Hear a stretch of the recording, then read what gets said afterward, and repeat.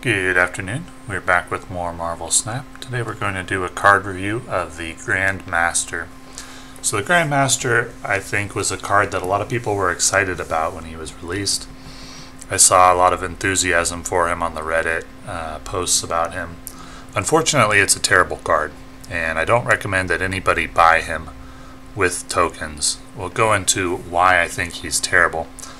He is 2 cost, 0 power. On reveal, move one of your other on reveal cards here to the middle location. Its ability happens again. So that's not a terrible ability, but the issue is it's kind of hard to set up in a way that is very impactful. I would say to get good value out of Grandmaster, you would consistently need it at least 6 power.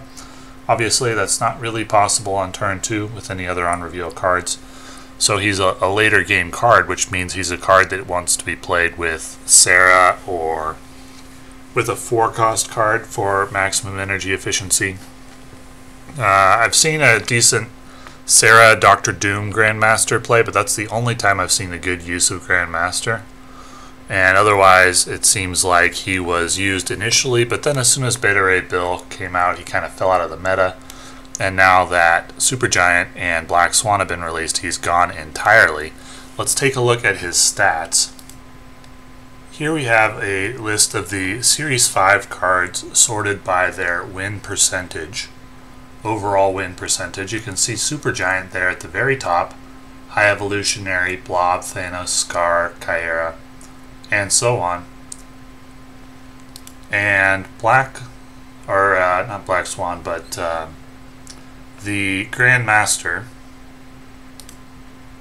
he is all the way down at the very bottom, near the very bottom anyway. Silk is the last card on the list of Series 5 cards sorted by win rate. Then you have, going from the bottom up, King, Gladiator, and then Grandmaster. Now Gladiator is a pretty meta card that's featured in a lot of decks. I'm surprised to see its stats so low. But it can be a difficult card to use, and any Gladiator player knows that Gladiator can just flat out lose you a game when he pulls like an Infinite out of the deck or something. But you can see that Grandmaster is not good stats. Its win rate is below 50%. Cube rate of 0 is the lowest cube rate for any Series 5 card. It is not a good card. Its cube rate of minus 0.08%. I believe that's win drawn. Yeah, win drawn minus 0.08%. So it actually does a little bit better just overall than win drawn, and when played it's minus 0.14. So it does progressively worse when it goes from your deck to your hand and then from your hand to the board. And that is just absolutely abysmal. There's no way around that. It might mean that players haven't figured out how to use it, but I don't think so. I think it's just not a good card. I think Absorbing Man is better in pretty much every way.